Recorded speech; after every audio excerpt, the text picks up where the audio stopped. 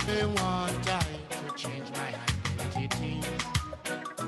Musically, musically, musically. So they want I to change my identity. Musically, musically, musically.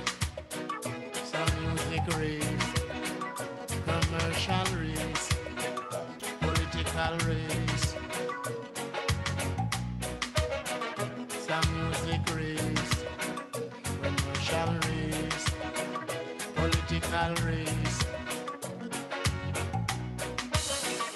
So they want I to change my identity. Musically, musically, musically. So they want I to change my identity. Musically, musically, musically.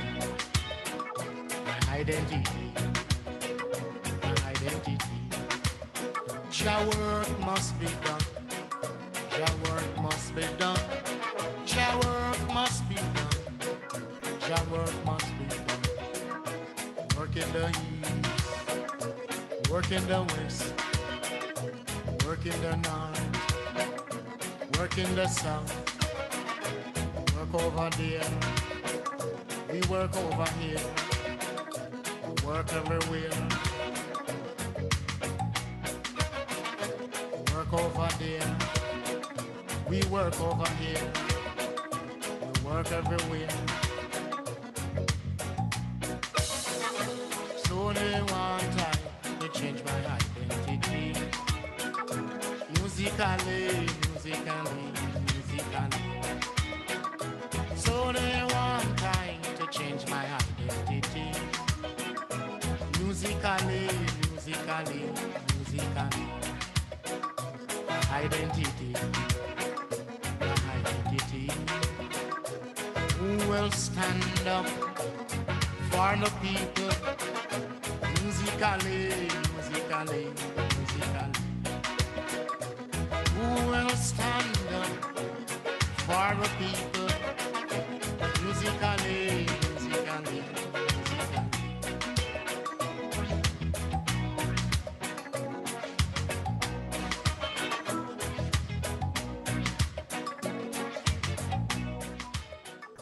So they want time to change my identity.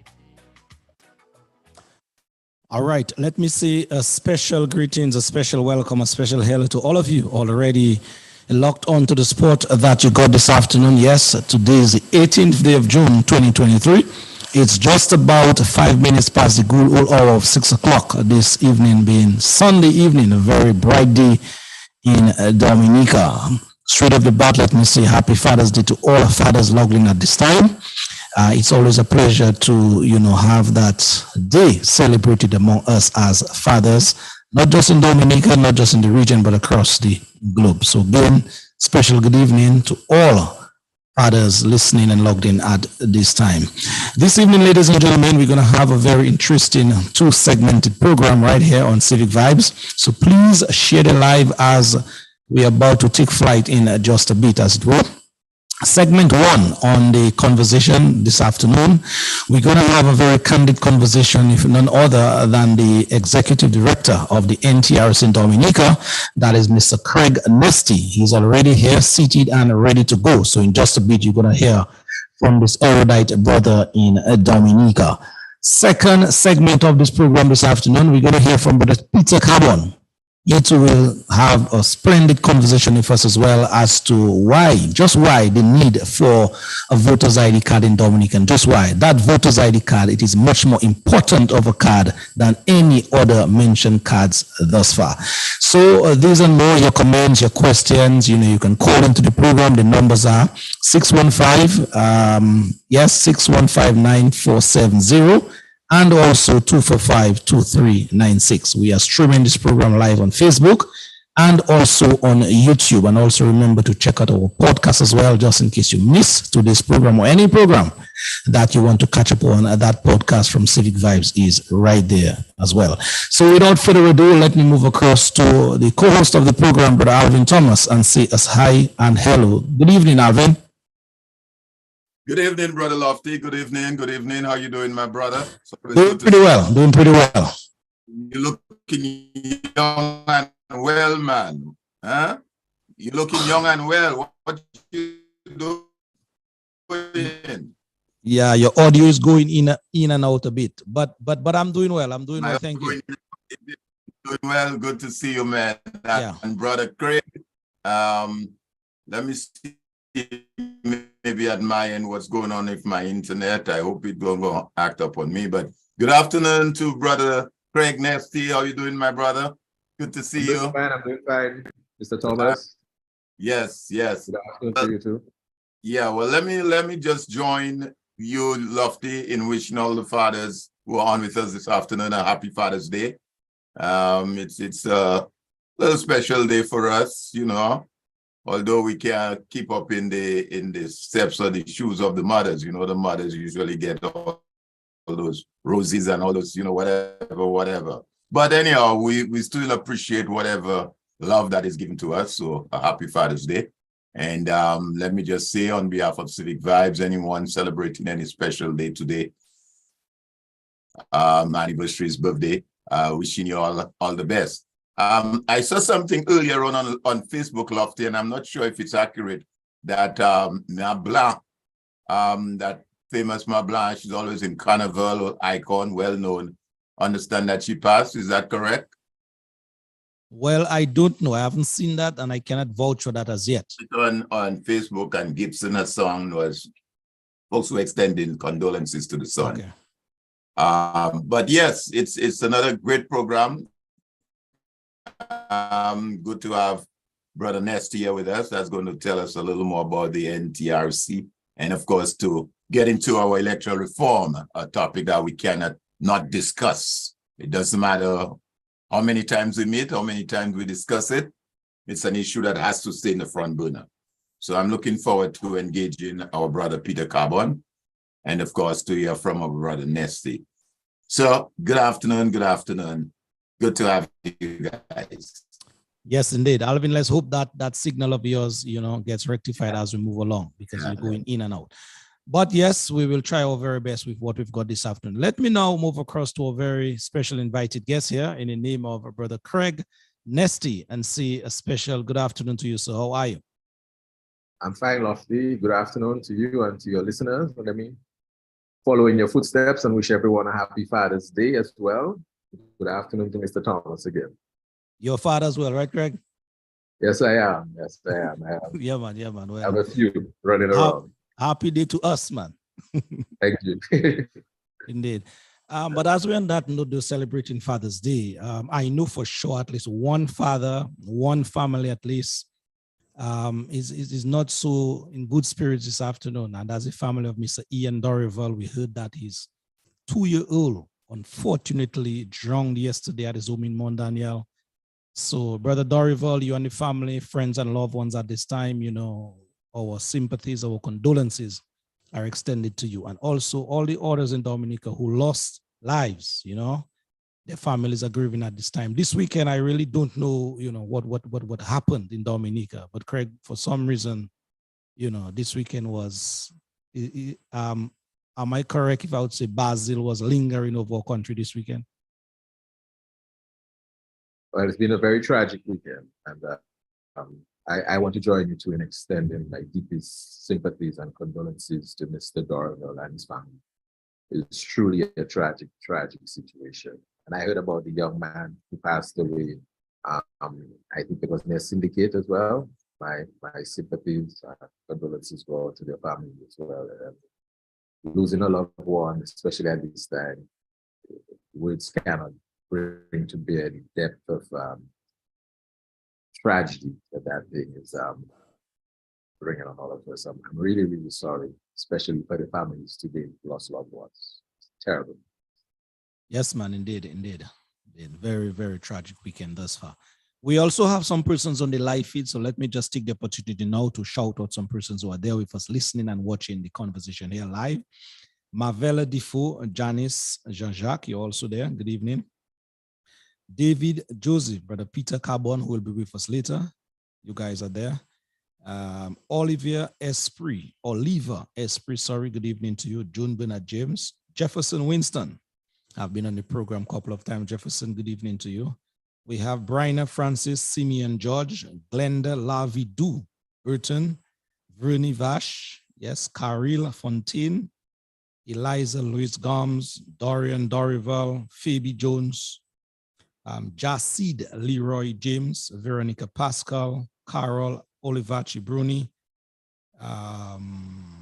yes, Limey Andrew, Judith Cochran, and a number of folks already here. Folks, please share the live as we are moving on here this afternoon. It's always a pleasure to engage you guys in the comfort, wherever you are, be it at your homes, on the tree, in your car, wherever you are logged in at this time. Special good evening to you. Those of you in the region, we also have a number of followers in the region and also further afield.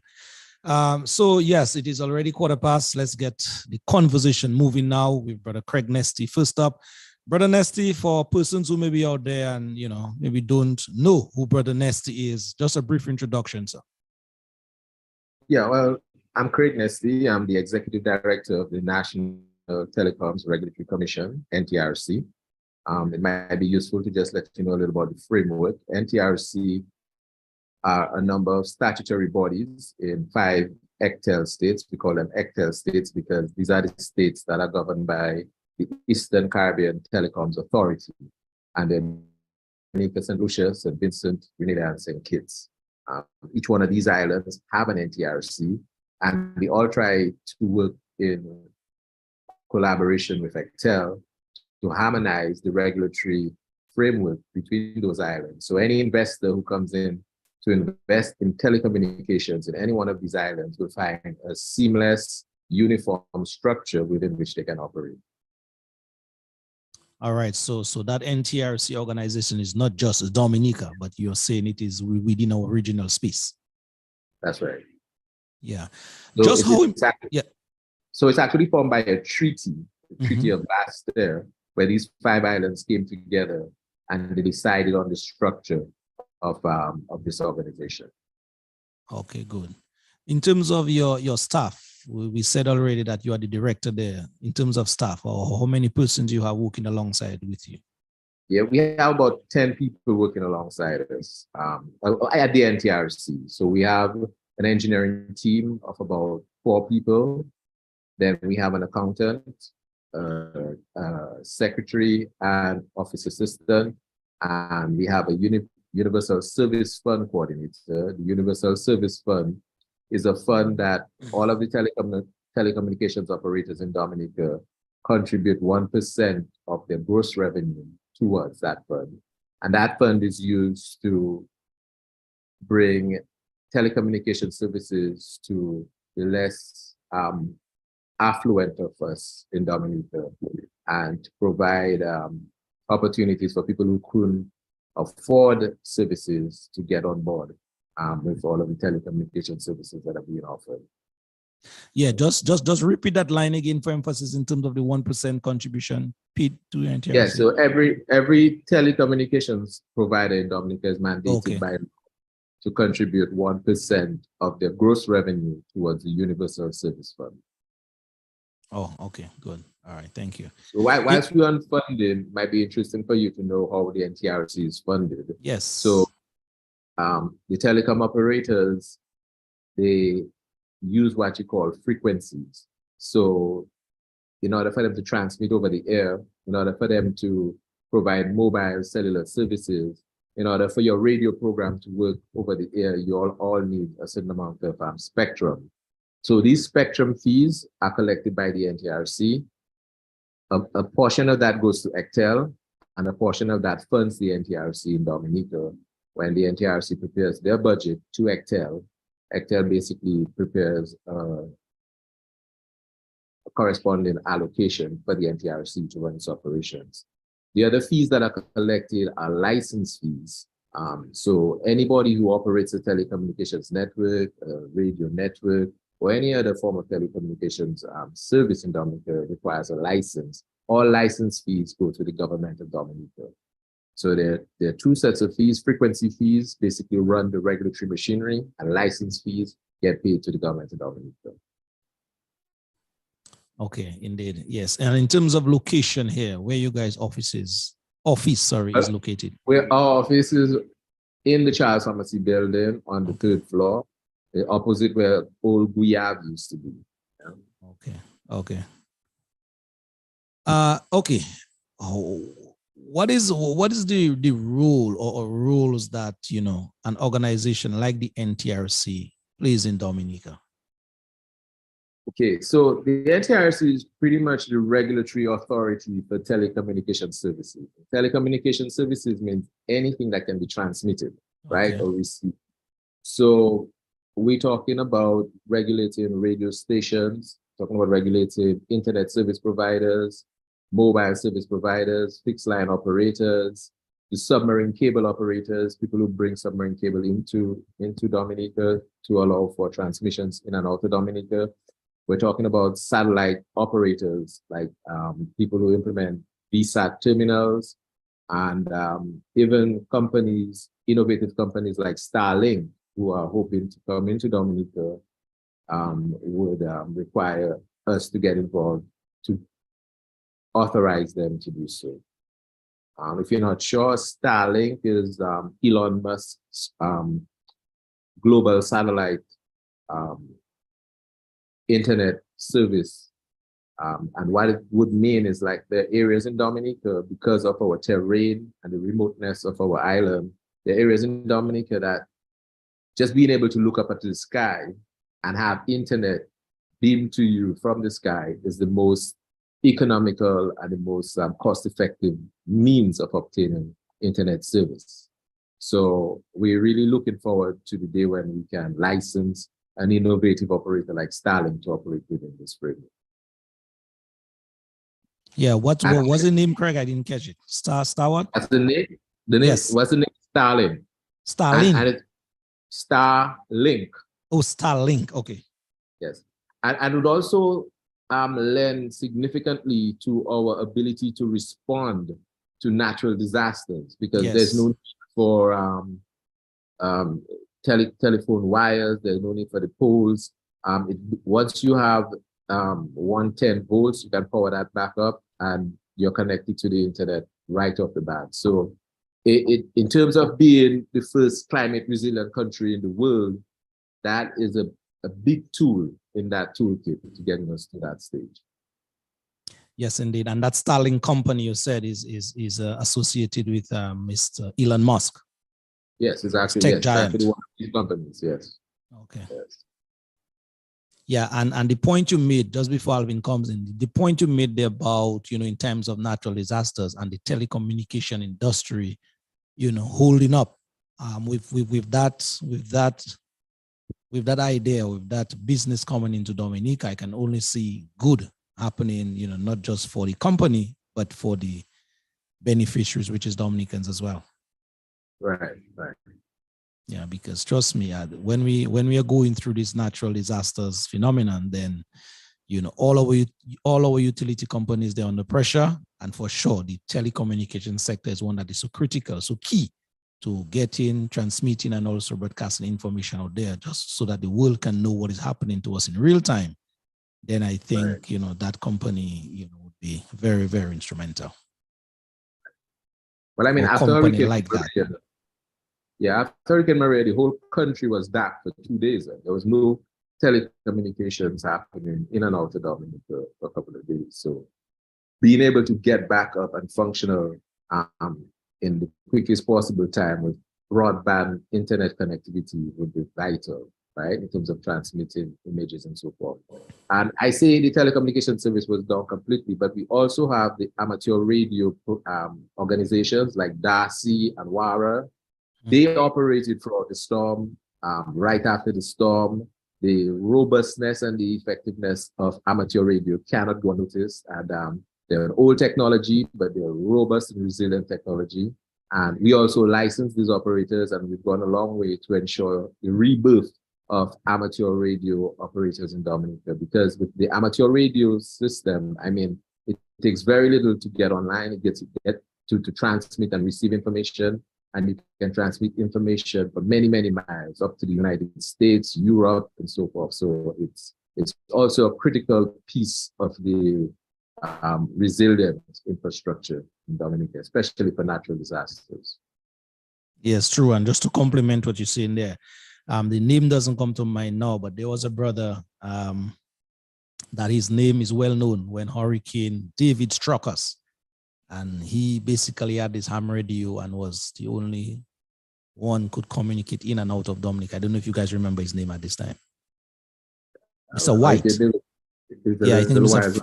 Yeah, I think Mr. Fred White. Alvin, you remember? Fred White. Fred White. But Fred White and Cecil Schillingford are two big radio operators on the island. Cecil, who used to be GIS, he's a ham radio operator, and Fred White. Fred White used to be PDS for a number of years as well. Yes, that name always stand out when it comes to ham operating in Dominica, especially Hurricane David time. Alvin, yes, you are there now. Let's see if we can hear you better. Well, let me again welcome Brother Nesty to the program and best what we're doing. Am I coming clearer now? Yes. Okay, great, thank you.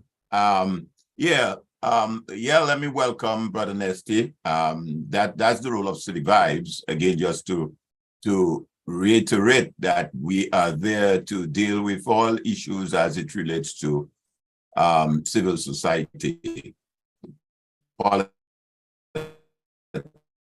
economic, social, and we're happy to have Brother Nesty share with us the information that he's providing as it relates to NTRC and ECLAC. But let me ask you though, and would you say that the NTRC or ECLAC is pretty much similar to what we refer to as the FCC in the US, the Federal Communication Commission? And to what extent, would you think the role of NTRC protects the consumer? I know you said it's to regulate the companies, the telecommunication companies, the internet companies, but where does the consumer comes into the picture? And for those of our persons who are now listening, they are by and large consumer for now, not operators. Maybe they might have some budding entrepreneurs there, but where do you see the role of the NTRC that makes it so important that the consumer who say, well, yeah, we need to have that agency in place to look at our best interests as well as the interests of the providers? Yes, Alvin, those are very pertinent questions, especially at this time. Are we similar to the FCC? Yes, we are similar to the FCC, although each one of these regulatory institutions are governed by their own statutes.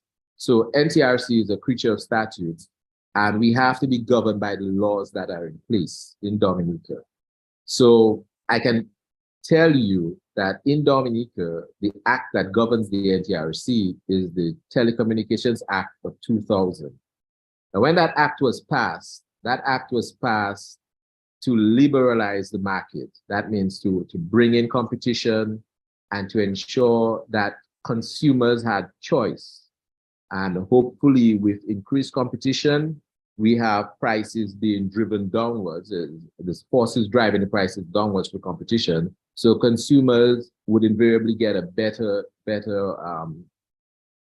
choice, better service, better economies as it relates to pricing for the different services. And we did see that happen with mobile services when the market was liberalized in 2000. Now, where we stand in terms of consumer and consumer protection, right? So I've looked at the Telecommunications Act of 2000 and I've searched for consumer, and consumer isn't mentioned, not once, right? Now, that's interesting. That just goes to say what the framework was at that time and what the pressures were at that time that the policymakers and the legal minds were trying to address. It's not to say that consumers are not important. I mean, subscribers are mentioned, right? So as a regulator, our stakeholders are the telecom providers, the government, and the consumers. Those are the three stakeholders that we have to sort of balance the interest and ensure that everyone is being treated fairly. In 2011, ECTEL decided to revise the telecommunications laws, and they developed what you call the Electronic Communications Bill. And that bill has been in abeyance for, well, from 2011. And it has gone through a number of iterations since then. But in that bill, there is a section that deals with consumers, right? And consumer protection, and it puts consumers front and center. So if we really are serious about protecting consumers, we really need that bill to be passed. Working with the 2000 legislation is going to be a challenge, right? It wasn't structured to deal with the issues of consumer protection. And if we need to really be serious about consumer protection, we need the new telecommunications, electronic communications bill passed. Having said that, there is a piece of regulations called the Retail Tariff Regulation, which we kind of hinge on to try and deal with consumer issues that are affecting subscribers in the Dominican market. It's not as effective as it should be if the new electronic communications bill was passed and the suite of regulations that go with consumer protection was passed. But so we're sort of hamstrung by the current legislative framework we have in place right now. But I personally believe consumers are very important and very paramount to the functions of the regulator. We've redone our website to put a consumer-centric focus. We put the complaint forms front and center on our website. I've been on a number of radio show programs advocating for consumers to file complaints. And I can tell you, if you look historically at the number of complaints we've gotten, it has increased over 400, 500%. There were years when we used to get 2 complaints a year, right? Right now in 2023, we're already at 15 complaints for the year, right? In the year, we're just at midway, at the midway for the year, right? So the number of complaints have increased significantly. The process has been more streamlined. Consumers and subscribers are getting benefits from filing their complaints.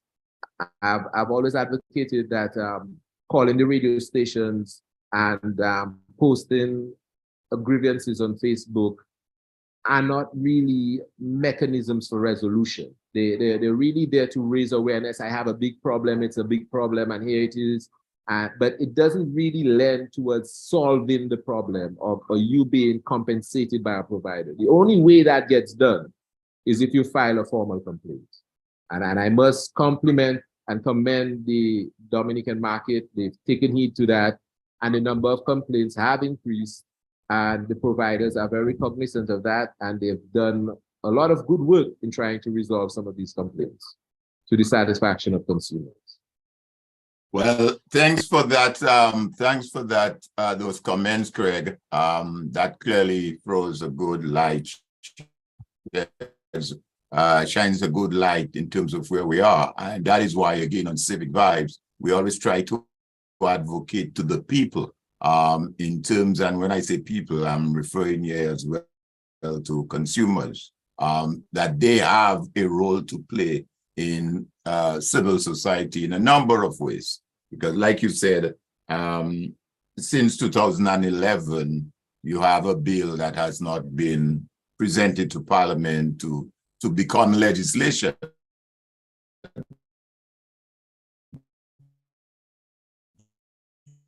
And we're talking about 2000 act that we have, a 11-year period. So are you hearing me, Lofty? Yeah, you're still going in and out. In and out. Yeah.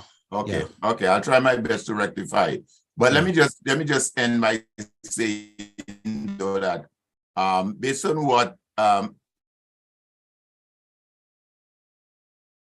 Alvin, Like I you're said, maybe too it clearly far. Yeah, you're maybe too far from your from my mic. Wi-Fi. No, not your mic, your Wi-Fi point. My Wi-Fi. Yeah, Wherever yeah. it's maybe too far. Now All some right. wall Let- is just doing yeah, something. So I'll something, see if I can rectify that. yeah. But let me just conclude by saying it calls for the advocacy of consumers and citizens to ensure that the appropriate legislations are in place to govern their day-to-day lives. So let's hope that not soon from now we can have that legislation enacted. But let me see if I can take care of that, Lofty. Thanks. Yeah. Okay. No problem. Brother Nesty, you spoke about the bill that is sitting there from since 2011. Can you give us, if you may, an insight as to what is in that bill, what is that bill is proposing, especially where the customers now are concerned? Right. So while that bill has been sitting there since 2011, you have to go back to what I said initially.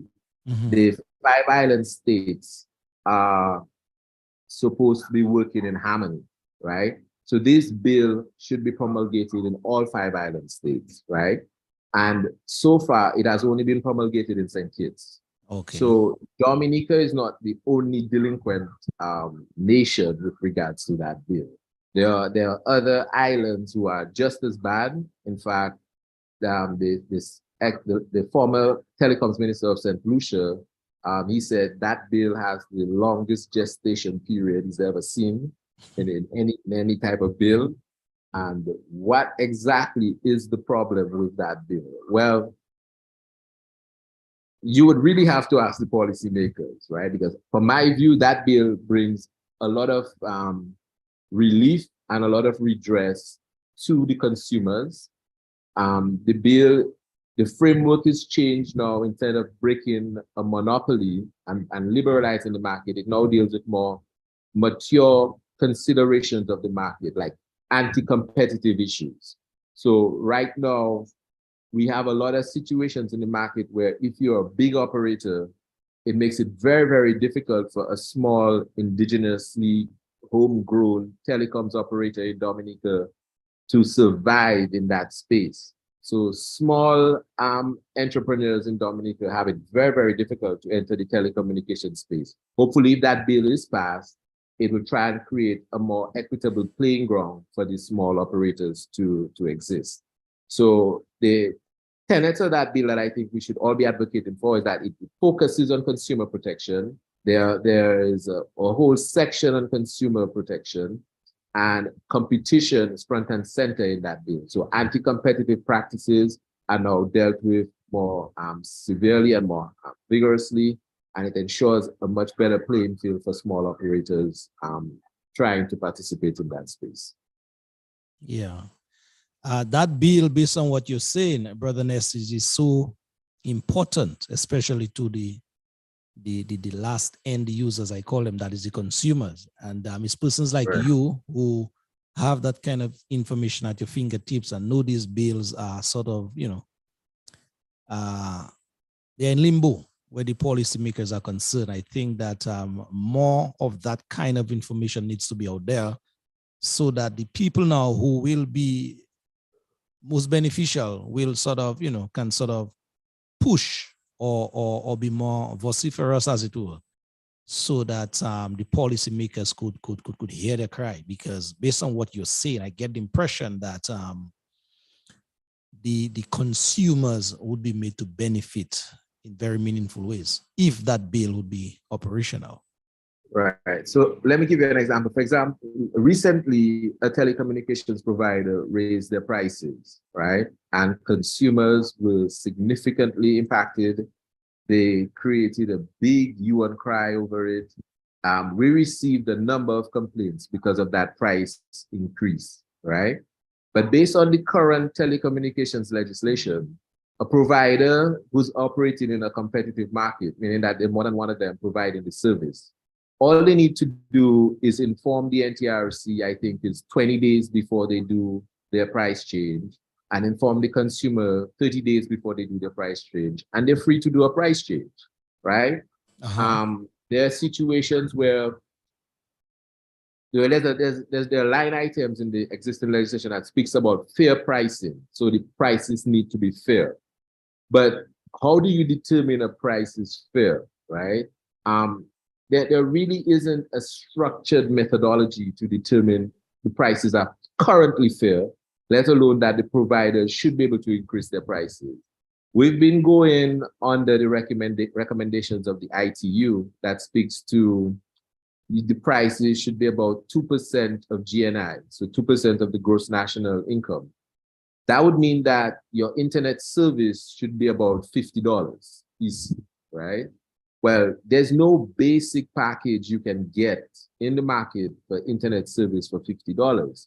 So based on the affordability index of the ITU, we're feeling consumers terribly. We're just not meeting that basic threshold that the ITU has set up as the affordability index for internet service. I mean, the lowest internet price, I believe, is $120, $150, you know?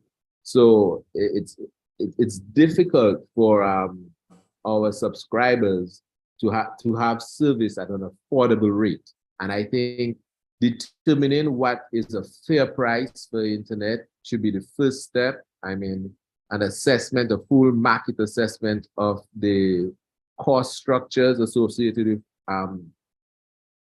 formulating pricing for services should be done. If you look at Domlec, for example, Domlec is a monopoly. So the only competitive forces to structure Domlec would be the regulator, that's the IRC.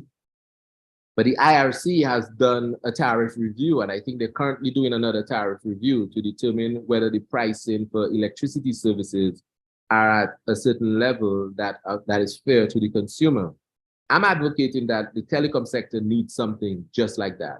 Even if we have 2 providers or 3 providers, it depends on the space you're talking about, we definitely need a tariff review just so that we know where we are, whether or not the providers' costs are inflated, whether or not the consumers are getting a fair deal. We need a baseline. We need to understand the cost and structure of telecommunication services in Dominica. And for that to be done, I think a tariff review is critical. Wow. And adding to what you just said in terms of the price, the tag that comes with these services by the telecommunications companies here. Added to that, Brother Nesty, it is the poor service sometimes that customers receive. And I can tell you, I have been privy to a number of situations where you see these customers go in the line, they pay their bills, but there's always that back and forth as to, oh, the internet was down for 5 days, the internet not strong enough, the signal is bad, there are a number of complaints. Most customers come out of these telecommunications offices very, very unhappy. And so the question to you now, what can the NTRC do, or how can these people approach the NTRC to get that kind of situation rectified, if any? Right. So they would have to file a complaint, unfortunately. That is how the law is structured. And quality of service is a big issue. You can file a complaint about quality of service deficiencies, right? A provider should not be charging you for something that you've not received. So if you're supposed to get 100 megabits per second and you're getting 20 megabits per second and your bill is $120 a month, and you can prove you have not been getting your 100 megabits per second, you are totally within your rights to file a complaint against this provider for providing subpar service and not providing the service for which you're being billed, right? And we've actually had complaints like that. We've actually had customers who've been able to derive some form of redress from complaints like that. They basically did a number of speed tests and they were able to show that the service was a certain way before there was an intervention by the provider, and the service was much improved after the intervention by the provider. So they were able to prove substantially that they were not getting what they paid for. but it requires a complaint. Unfortunately, this is just how the regulations are structured. And I must touch on how the complaints work. So the complaints aren't you file a complaint to the NTRC. The complaints are you file a complaint to the provider. Okay. The provider has 30 days to fix that situation. So you and the provider have to work. How did they frame it? You and the provider have to work in harmony. You and the provider Like have hand to in work, hand, communication right. back and forth. Right. So you have to show that you tried to solve this problem Okay. with your provider for 30 days. Okay. If after 30 days, neither you nor the provider are satisfied with the outcome, either of you can file to the NTRC for assistance. So most times it's the consumer who files to the NTRC for assistance. That's Form 2. And that is So when Nestle, let me just butt in there 1 minute. Just hold on to that point. The Okay. point you made about the sort of the company and the customer sort of sharing information, working hand in hand to like show that there is this harmonious relationship to try to rectify that problem. How would you, or okay, how can that be worked out? Meaning, okay, I'm just using a pure Dominican situation. For example, my internet at Cochrane may be bad, weak, poor, whatever it is. I filed a complaint today, the 18th of June. You say 30 days, so 17th or whatever of July comes. Between that space of time, what are you suggesting should happen between me and the company? Well, okay, so you file a complaint to the customer, to the communication service provider saying your internet is functioning poorly, right? Yes, yes. Basically take a few speed tests at different times, and you try to prove to the telecoms provider, hey, I'm supposed to get 100 megabits per second. Here I'm getting 20, here I'm getting 30, here I'm getting 12, here I'm getting 5. It's just not up to par, right? Can you come out and take a look at it, right? Talking about speed tests, who can perform those tests for the customer, or how can that be done? Right. So currently, the customer can perform those speed tests with any speed test being provided through the internet. It's preferably that they use a server probably on their provider. That way they would be testing the provision rate of the speeds to their provider's network, right? So if you go to something like Ookla or SpeedEasy or something like that, you can actually see they'll actually tell you can pick the most optimum server to do your speed test, right? Or you can just Google internet speed test, right? Okay. And you get a number of responses as to different ones you can try. But they would tell you like you can pick a server in Antigua for cable and wireless, or a server in Dominica for Digicel, and you can run a speed test to that. And that would show that the speeds of your provisioning are done correctly locally. It's advisable to always do the speed test with a physical line as opposed to a Wi-Fi connection, because wirelessly, the signals, there are a lot of contention going on, and you may actually lose speed just through the wireless signal, and wouldn't be the provider's fault. So education is also important to the consumer for them to be educated about what is it they're doing with regards to speed test. But once they've done the necessary homework and they present their data to the provider and say, hey, well, this is what I'm getting, right? And you can show that you're working with the provider in good faith to try and resolve that speed. And the provider might send a team out, check your router, check your modem. They might tell you, oh, okay, we probably misconfigured that. Let's configure it properly. I know you have the right speed. And you say, thank you. Then Form 1 doesn't escalate to Form 2. You don't need to come to the NTRC for assistance. And there are a number of situations where a provider has filed an initial complaint with the telecom operators, and they never get to the second level where the NTRC has to come in. Some of the providers actually want to see these complaints resolved as quickly as some don't want any complaints. Some don't want any complaints on their register. They want to see all the complaints resolved as quickly as possible. So it's in the interest of the consumer to file that complaint and to work in good faith with the provider with resolving that complaint. So the customer has to show that they try to work in good faith to resolve that complaint. You know what I mean? So they would have to make themselves available to the provider. They would have to say, okay, I'm trying to get this resolved. It's good if you have it documented, like you write emails and say, okay, I'm at home waiting for your text to arrive. I'm really interested to getting this solution done. And if you can show that you've tried to resolve this problem in 30 days, and after 30 days, you're still in the same problem you were in before filing that complaint, you can now ask the NTRC for assistance by filing a complaint form 2. And that's where we come in and we investigate this matter. And unfortunately, that is how the law is structured. Consumers must go through that process. And but we've seen that that process has brought results for a number of customers over the years.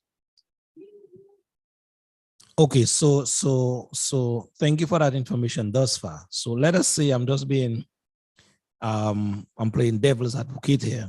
30 days gone, customer service provider, there was this harmonious sort of back and forth.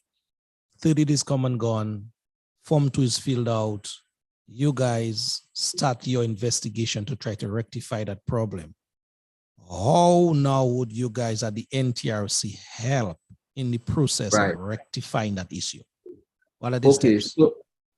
So basically we start questioning the provider about certain facts that were presented through the formal complaint, and the providers are mandated by law to provide the necessary information to the NTRC. The customer may also be questioned about certain facts as well, and they might have to augment whatever it is they had in the initial complaint, right?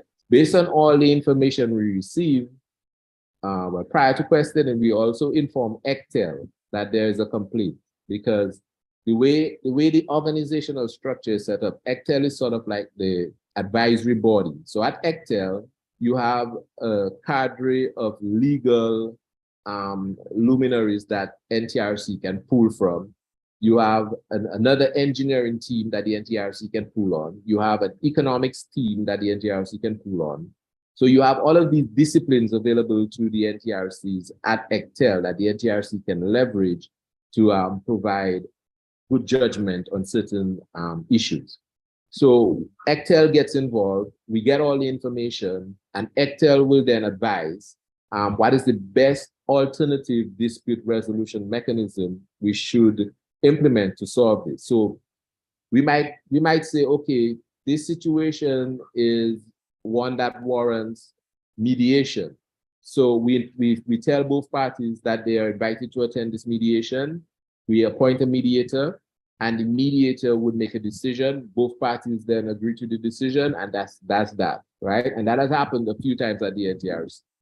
There are times when the NTRC may decide to sit as a tribunal. So the NTRC sits as a tribunal, that's like a quasi court, and they hear evidence from the two aggrieved parties, and then the NTRC makes a binding decision, and the parties have to conform or comply to that decision. So there's different alternative dispute resolution mechanisms that can be implemented, from mediation, arbitration, tribunal, reconciliation, and so forth. But the process has to be in train for this to happen.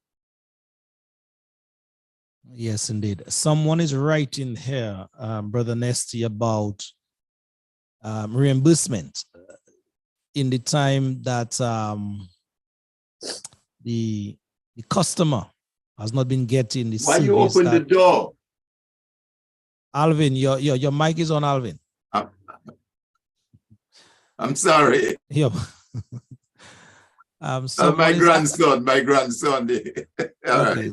Someone is talking about the reimbursement, even if the process has been gone through, the problem has been rectified, but where the customer was not getting the top-notch service, what about reimbursement? How, what negotiations can go on there? No, I mean, that's fair. That's fair. If you paid for a service and you've not received the service you paid for, and you can prove that, then there's reimbursement is something that should be open for discussion as well, right? And we have had in situations where customers have been reimbursed, where customers have been provided with tablets, months of service for free when they went through the process and they've seen the process to fruition. We've had situations where a customer, for example, have lost all their data with a mobile service provider, and their data was a means of value. So their data was rolling over month and month and month and month, where they amassed a lot of data. And one day, all of their data was just gone. The data was just wiped out, right? They filed complaints, and when the process was finalized, all of their data was reinstated. They got certain pecuniary redress associated with their situation, and the customer left the situation happy, and the provider was comfortable with whatever they had to do to provide such redress. But that cannot happen by calling the radio station, and that cannot happen by posting on Facebook. The only way that happens is if you file a complaint. And there's nothing wrong with filing a complaint with your provider, because the initial step of filing the complaint with the provider is where you and your provider, in good faith, try to work out that problem for 30 days. I mean, there's not, you're not being a hostile consumer, you're not being a hostile subscriber. You just said, hey, I have a problem. I want to formally document that I have a problem, because once I document that with a complaint, the clock starts. 30 days from now, if we cannot solve it, there is a step 2 that we can approach to get a resolution. Mm-hmm. Yes, all right, brother. Thank you very much. Alvin, are you there? Let's see if we get you louder now or better. I'm yes. there. Is it a little better now? It's 5 minutes to closing down time with brother Nesty. So yes, we're hearing you better. Yeah. No, well, I think Craig has provided us with quite a bit of information. What comes to mind though is how all of that information and awareness and education is brought across. And I guess he being there with us today is one way of doing that. But moving forward, how does NTRC, in partnership, I guess, with Ectel, intends to bring that information across to the consumer? So like he says, situations like that bill that's lying, in other words, how do we create that awareness that is needed? So consumer becomes more aware of their rights as a consumer. I think he mentioned the question of he gave the example of the GDI and the internet.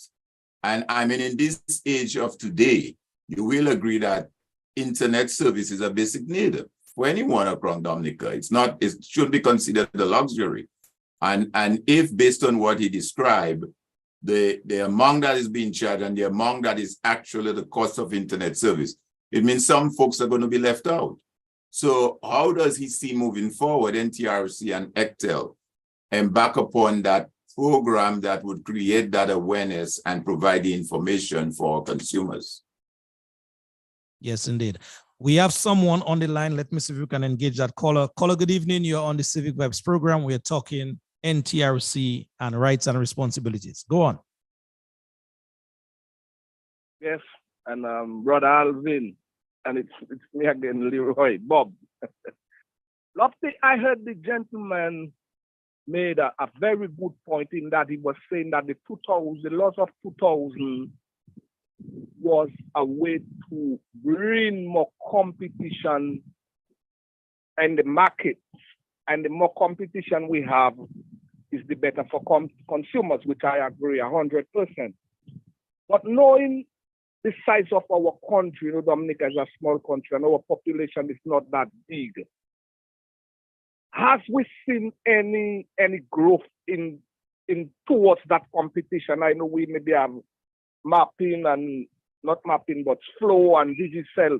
Is there room for other entrepreneurial, or we call them, other business people to come in? Because I know, as I said, our population is very small. So how would it really benefit us if we would have more providers in terms of the customers getting a better deal? Because I don't think too much business people in that area would be good for the providers. But that's what we need, a lot of competition. But again, knowing the size of our population, what does it feel in that regard? Is there more room for more people to invest and so on? I'm listening. Thank you, Lord. All right, caller. Thank you very much. Brother Nesty, yes, just respond to this caller in terms of, is there need for more competition in Dominica, in a nutshell? Well, that is what regulation advocates, right? More competition, more pressures to drive prices down. And Dominica, while being small, Dominica has always been very, very innovative. So Dominica is one of the few islands where you had an independent subscriber cable company like Mappin, basically forming an internet service and being an internet service provider. We had 3 or 4 internet service providers at one point. We had SAT, we had Mappin, we had Cable and Wireless, we had Digicel. However, there's been a lot of consolidation in our market. So Flow has bought Mappin, Digicel has bought SAT. So now we're back to 2. There's a small provider called Epic who's providing wireless internet services. They provide it for a smaller fee than the fee being prescribed by Flow and Digicel. But they're being faced with a lot of challenges because of the anti-competitive regimes that are not properly legislated. So they find themselves having to fight these giants for a very, very long time before they get the type of service they need for interconnection and so forth. So if anything I was to say here that you should live with is that the electronic communications bill is important. You should advocate to your PAL reps that they should bring that on the table. They should promulgate that bill because there are a lot of benefits to that bill, not only for the consumers, but for small operators as well, to ensure greater competition and greater price availability to the market. With regards to Mr. Thomas and consumer awareness, we take that point. NTRC is always trying to do more and more things to bring awareness to the regulatory framework. We are hosting a tech expo on Friday next week, where we will supposed to have 15 high schools display the robotics projects through Arduino. However, only 5 schools, I believe, were able to complete their projects and have their projects ready for the 23rd of June. It will be on the forecourt of the stadium. NTRC will be there with a booth, as well as other technology companies like Flowline, Open Solutions, and so forth. A variety of other technology companies, including ham radio operators. So the public is invited to come along. If you miss anything here, you can go to the website on my screen right here, www.ntrc.dm. That's one way you can get some information. We also have a Facebook page. You can like that Facebook page and share that Facebook page. That's another way to keep abreast of what's going on and opportunities that you have for redress when your telecom providers are not providing you with the service you require. Yes, we are running out of time, but a final question here on the chat here by Mervyn Richards, Bedminster, asking that question: is a cell site safe over a residential home? Is a cell site safe over a residential home? Well, that would depend on a lot of things, the frequencies being generated, the power, the height of the tower, the proximity of the home. If you have concerns about that though, NTRC does come and investigate that sort of situation. We do have the technology to determine the intensity of the radiation at your home and to determine whether it is safe or not. And we can then advise or inform the providers of our readings and have them either move the site or reduce the power levels or provide some other redress that will be suitable for that situation. But we do have the tools and resources necessary to measure the radiation levels at a particular location. So if you get headaches, if you can't sleep, or if you're just concerned about the proximity of a tower to your home, you can contact the NTRC and let us know, and we'll be more than happy to come out and ensure that you're safe. Yeah, well, Brother Nesty, like it or not, an hour has come by and an hour has gone. And so we want to thank you, brother, for taking time off your Sunday afternoon. You could have been doing something else or been somewhere else. Today being Father's Day as well. We just want to thank you for coming to relay that kind of much needed information to the listeners and also viewers on the page this afternoon. Yeah, Lofty, let me just jump in though and maybe throw a challenge to Craig to say to him that electronic communication bill, maybe he could come back again where we could look at certain aspects of the bill. I know it's been there sitting for a while and there's likely to be changes. There could be potential changes to it. But I think it is important though when these bits of legislation goes to the parliament, they have been presented on behalf of the people, that the people know what's in there. So maybe it might be not a bad exercise for us to look at, some aspect of the bill in terms of what he have just raised and discuss that. I think that would be a useful conversation to have with our consumers in terms of what is it that could, benefit them and what is it as well. It's a win-win. It's not just going one-sided, but in terms of a win-win. So maybe he might want to come back. Because like you say, these hours go by so quickly. Within an hour, look, we're done. So maybe if he can come back, that'd be excellent. And also, with respect to next week's Sunday school, he said some of the schools could not complete their assignment to be part of that expo. Maybe that's something that we should try and encourage. When I mean encourage, to find out what were their challenges and see if they could bring them back at a subsequent date. That would be very useful as well. Thanks, Brother Nesty. Appreciate great information. You're most welcome. And the Tech Expo is something we want to make annual. We want to make it an annual competition. We want to make it an annual showcase for our talents and our youth in technology, because we want to create more innovation locally. I mean, it's all well and good that kids can regurgitate their science and their history and whatnot, but actually building something, applying the knowledge, and using the technology available to them in this day and age, to me, is critical. First, to be able to transform the economy, transform Dominica. So it's something we're going to encourage moving forward. We want to have this annually. So the schools who weren't able to complete their projects this year, we look forward to their projects next year and the year after that, right? So it's something that we definitely want to do. One quick thing though, we also have a program called Net for All, where if you are a family who's making less than $2,500 and you have a child in school, the NTRC will offer you internet at $10 a month. It's a subsidized internet that we've designed with the operators. We pay the balance to the operators, and you're responsible for $10 out to pay for that internet service. That's being done by the Universal Service Fund. Right now, we have about 150 subscribers. The target is about 400. So if you find yourself in a situation where your telecommunication bills are killing you, your income level is $2,500 or less, and you have a child in that home, and you want the Net for All service, you can also contact the NTRC and we'll be happy to onboard you on that program. True. Good information. Very interesting point. Brother Nesty, thank you very much, my brother. Thank you. You're most welcome. And Lofty, anytime you need me to disseminate information to the public, I'm available. Father's Day, Christmas Day, any day.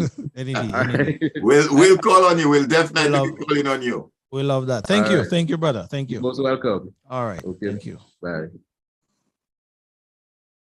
All right, Dominicans, here you had it here. We had a very interesting conversation here, just concluded with Brother Craig Nesty. He's the executive director of the NTRC in Dominica. Much food for thought here. Read the discussion we just had, and especially his final point that he made in terms of the internet service that is being offered to less fortunate persons out there, especially if they have young children attending school. Very pertinent information indeed.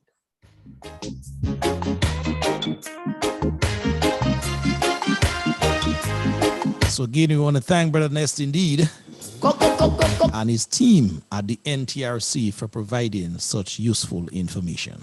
Come on, people, say we've got to unite. This one from Nasir Fontaine entitles Unite. We have to unite people. And yes, the conversation, the topic coming up next, that is a topic that it is imperative that we unite around as a people.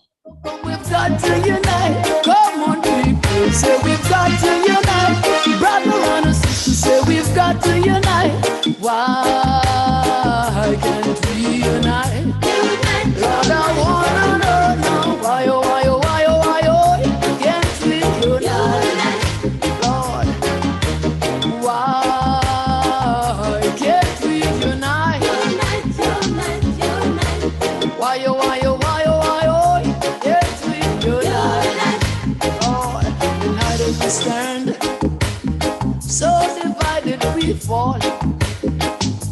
We must unite, topple these walls, Lord, 400 years. Yes, Dominicans, we must unite to topple some walls, according to Nasio. We must unite if we must be strong. Whoa, whoa, whoa, whoa, whoa. Every time I look around, I see my people suffer, Lord.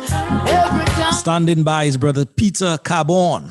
to feel the pain, why? Gonna discuss part 2 of the conversation we had last week, just why the voter identification card is the much needed card for Dominica's electoral process at this time.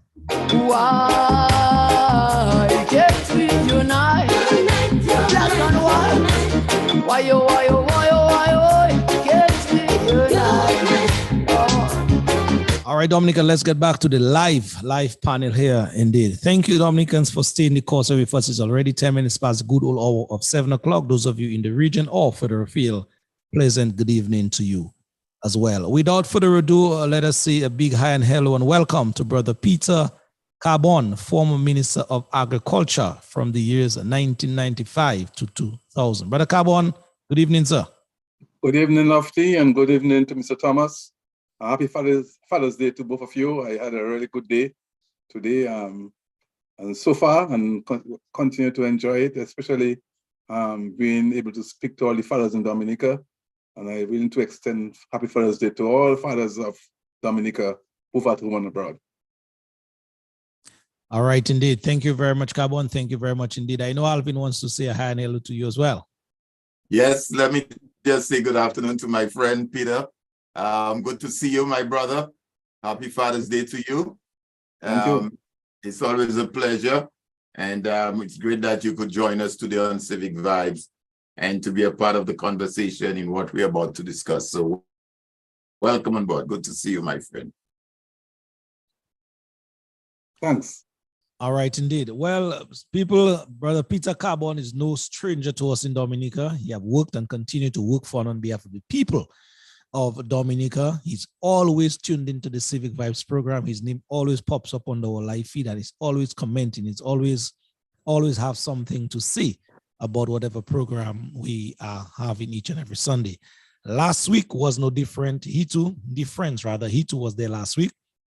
And he listened to the conversation and he called me, I think Monday, Tuesday of the week and said, Lofty, I need to chime in on the all-important conversation that you guys had on the weekend about just why the voters ID card, the voters identification system for Dominica, it is that crucial to our electoral process.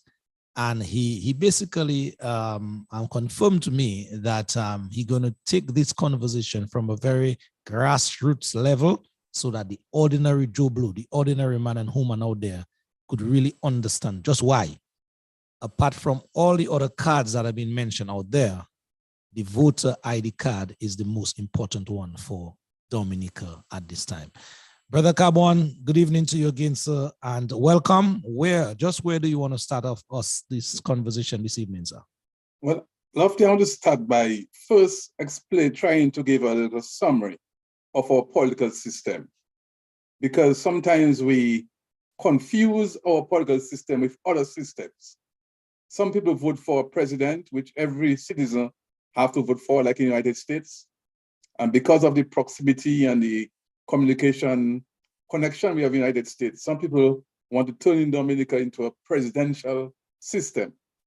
But for now, we have a democratic system based on the parliamentary system of government, where citizens of one particular area, we call it constituency, is divided up We have a boundaries commission that determines the boundaries of each constituency.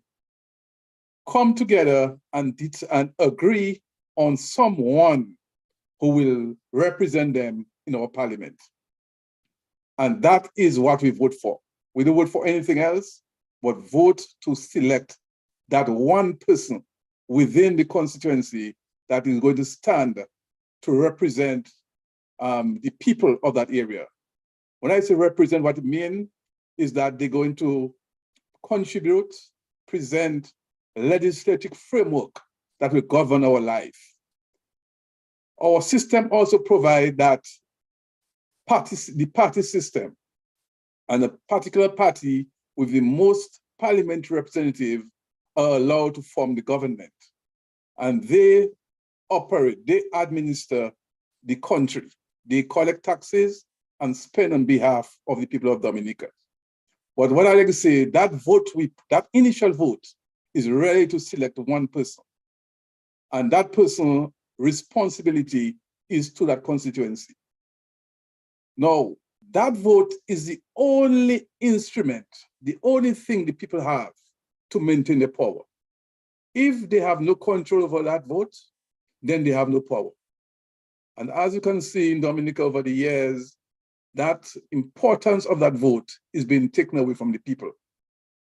It's been taken away from the people by bringing people who do not qualify to vote in that constituency to cast a vote. When I say qualify, I mean people whose lives are not affected by that parliamentary decision for the period we're talking about. Because we're not talking for everlasting, we're talking about 5 years. Within 5 years, there are a number of people who live and depend on that constituency for survival, and they are the one, in my estimation, that should determine who is that one person we're going to select to represent us. So even if I am from Wesley and my life is based in Antigua and I live in Antigua, I have no business coming on to Wesley to determine who is going to represent us. Because when I wake up in the morning, I'm not going to drive on the roads that you will drive on. I'm not going to have to go to the health center that you administer. I'm not going to have to depend on the schools. Everything that you depend on government for is the representative is responsible to the people who live in that area. So how do we get in every period, in every election, how do we get the majority of people within a constituency fairly determine who is the person that they want to represent them? Because the way the system works, we have 100 people living in the area. If 51 determine that person is the best person, then we all have to agree and support that person. That's the way it worked in the past. Today, there are some changes, which I'm very worried about. But as my experience as a representative, I represented everybody. For that matter, I can say I represented the people who didn't vote for me more than the people who vote for me. Because I figure I need to do a little more for them in every way. Whenever, like I had sports activities, it was for everybody. I had used to put on a Christmas party. Every child in the West Level 40 were invited. There was never a demarcation of this one wouldn't come and this one didn't come. Everybody had equal opportunities for all constituency activities. But what we have over the last few years, we keep dividing our people in terms of our governance. And that is very dangerous. You know, it's not only unfair, it's dangerous. Because what it does, it helps people to kind of gather votes.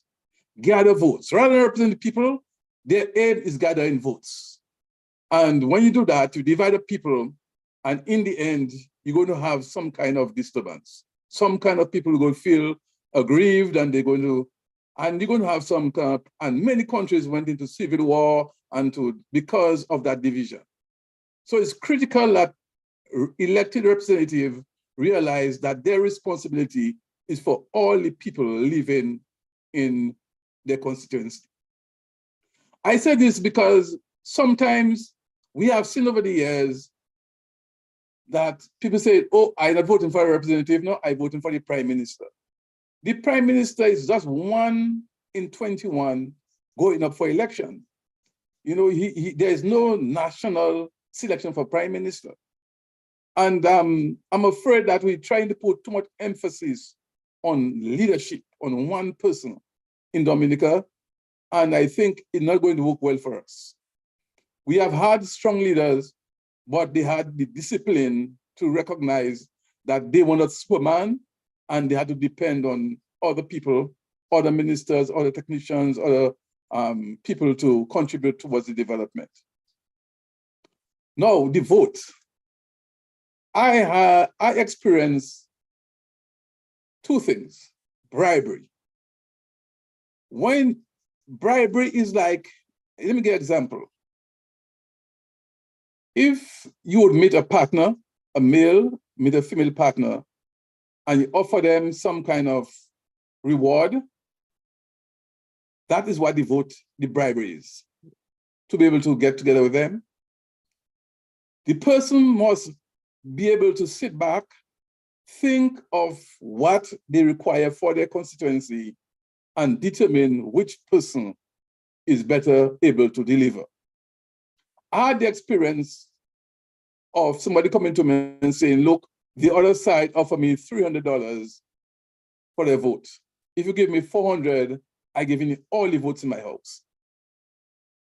My response was, if your vote is worth $400, give the person all your votes. I don't want any from it. Because, Lofty, if we go back in history, when I grew up as a young child in Woodford Hill, you had W.S. Stevens competing with Mr. Laville. W.S. Stevens was a teacher, so he had a little government salary. W.S. Laville had an estate, not one estate, many estates. So he was like a upper class person. During the election, Mr. Laville would kill cattle, he would buy how many barrels of rum, and the villagers would go to a beach called Cabana, and they would party, they would have a good time, hoping that he could change the minds of the people. In my village, everybody would go up to Cabana and have a good time. By the time the election is called, he'll get one voting for it. Because our parents realized that their vote was worth more than the little entertainment they got. They elected somebody that would have changed their lives. I say this because although they didn't go to school, but they understood in the 60s that their vote was so valuable that no money can pay for it. But today, our people seem to say, oh, what you have to give me? And they get some little pittance and they figure that is their vote. So bribery is a major problem and we must remove it from our voting system. I mean, I understand that the Labour Party was challenged because of bribery and they find a way to throw out it from the courts. So the legal system didn't protect the people of Dominica. So I know how we're going to protect the people, but bribery must be removed from our election. The second area is people who vote in the constituency and they're not qualified to vote there. That is happening a lot. Some people calculate how many votes they're going to need. They import voters, not necessarily residents, not necessarily people with any connection with the area. They give them whatever treatment they give them, and they give them a name to vote on. Now, the way our system was, it was like we used to call our parliament representative honorable. When you say honorable, you mean that that person is a fair person who's willing to do the right thing. Now, if you go in and you start manipulating the system to be able to win your elections, you cannot be known as honorable. So I figure that name honorable should be removed for some of our people. Because I know I faced illegal votings. where people came down. Let me tell you what happens. Let's say somebody was a Labour supporter and they have some grandchildren in Guadeloupe, let's say. Children were born in Guadeloupe, they never reside in Dominica, they have maybe visited a couple of times. Some way, somehow, they're bringing to Dominica to vote on somebody's name that's on the list. And I mean, I knew it, I counted it, I recognized it. I won this, so I didn't worry about it. But at that time, it was clear that people who came down to vote had no connection with the constituency. Sometimes we say, oh, they bring voters from abroad, they're on the list for 20 years and 30 years. That is bad. But what is worse is that people come down and they were never registered. They were never, they never reside in the area, because to register within a constituency, you must reside for at least 3 months. So even if you're a Dominican and you have all the qualities they say you have, you're a citizen, unless you reside in a polling district, in a constituency, you can't be registered in a polling district. And we have a lot of people who never reside in Dominica. For a matter, I understand people register abroad. They never live in Dominica, but they get registered, you know?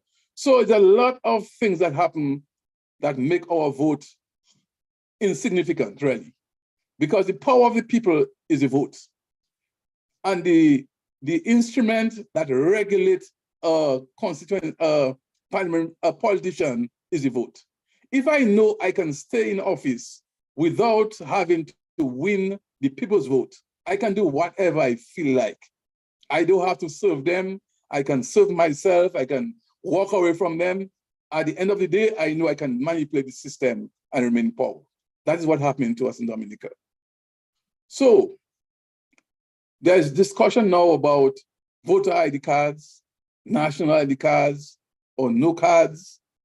Lofty, a voter ID card have to be able to identify that person who we agree is qualified to vote. All right, but Brother Carbon, just before you go to the topic at heart this afternoon, which is the voter's ID card and the importance thereof to Dominica, let me just ask you, and I guess Alvin will butt in after. What you said a while ago, in a nutshell, if I would sum it up, it's that you're saying, as Alvin says, Alvin, I'm gonna use that phrase from you now, election have consequences, and basically what goes on there, we should try, when I say we, the citizenry should try the best of the ability, that is, to secure and have control of that vote. That is what I got from you. Yes. Yes, because that is the future. I mean, other than that, is best you existed. Yeah. Because you have no way of controlling your representative. The only True. thing you have, other than riots, which we don't really want to get into, the only thing you have is to be able to control that politician with your vote. You know, say, look, I need a road. And they don't have to look at you and laugh at you, because they know even if you don't get a road, they have a way of coming back and represent you. You know, but they say, boy, I must fix that road, you know, because if I don't fix that road, I'm going to lose votes and I'm going to lose my seat. Yeah. But yeah. Somebody's making a significant point there, Peter, and I want you to sort of respond to that person, because it is happening as we speak. It has been happening over our electoral processes. That is Jean-Francois, I believe, says, there are people who live in one part of Dominica and vote in another part of Dominica. That person is saying that is wrong. How would you respond to that person? Well, that I said, on that the vote, we divide the country into 21 constituencies. Yes. And no way somebody from another constituency should be able to vote in one constituency. But I know it's happening because people vote 4 or 5 times. They call them they jump in votes. They get paid and they vote. And Wesley today, they go Marigot, they vote, they go. Yeah. I think the point the person is really draw or want to draw out is that, for example, That's not, excuse me, yes. Yeah.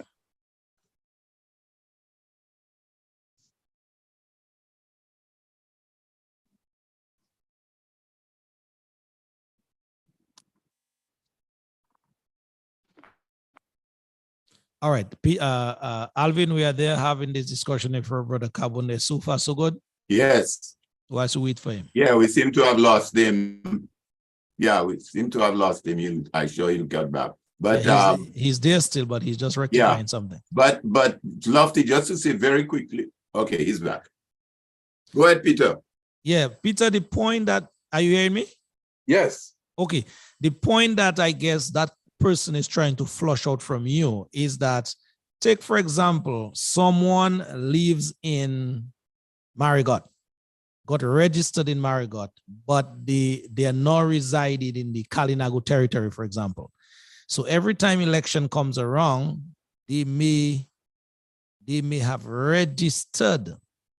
registered in Marigot, but they are now living in the Kalinago territory, and they move back or have to move back to the Kalinago territory, where they are not.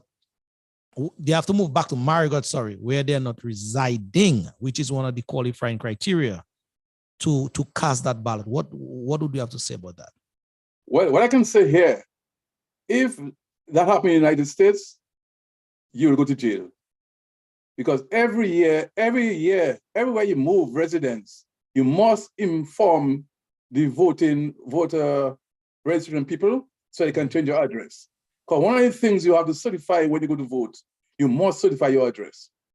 So if you go to vote in Marigot and you say your address is Carib Reserve, then you will be able to vote. But the Electoral Commission have to have a system for people to update their registration. You know, you have to have a system. But the way it is, we have an election commission, but as far as I see, they have no work unless it's elect to run an election. Nothing has happened in 5 years. So what we should do is either have a commission that come employed for 3 months to run an election and they go at their home, or we have a commission that is full-time and do the work that they have to do. Yeah. You know, because we have someone on the line. Let's see if we can engage that person on the telephone. Caller, good evening to you. You are right on to the Civic Vibes program. Go right ahead. Caller, good evening. You are listening to your device. Caller, good evening. You're on. Yes. Good evening. Yeah. Good evening. Can you hear me? I'm hearing you, but your device is loud in the background. It is creating some unnecessary feedback. Okay. Are you hearing me now? Because I put off my yes, much better. Go right on. Okay. Okay, it's a very interesting discussion that is taking place there, especially that I'm seeing it is Mr. Peter Carbon, who is the one in the discussion. I just want to mention that briefly because maybe he can explain to us what's the difference when he, as a parliamentary representative representing the Wesley constituency, was residing away while he was representing them in parliament. That's just one. But to make a long and short of the discussion here, I believe I heard him spoke about, and I heard you spoke about people who live in another community and they come to vote in the polling station where they're registered.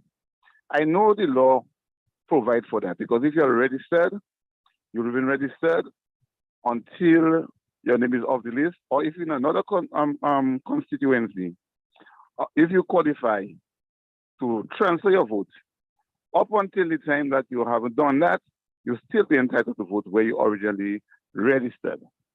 And I think the question about the voter ID card, which I am maybe taking in front because there's a proposal for national ID card, which will be used for voting. I am saying once you can have all the information that you need to have so that you can be properly identified as a voter, that should work. Another thing that is important. All right, caller, before you give us too much on our plate to chew at this time, let me just ask you a question on the last point that you raised, and Peter Carbon will respond to you to the two previous questions.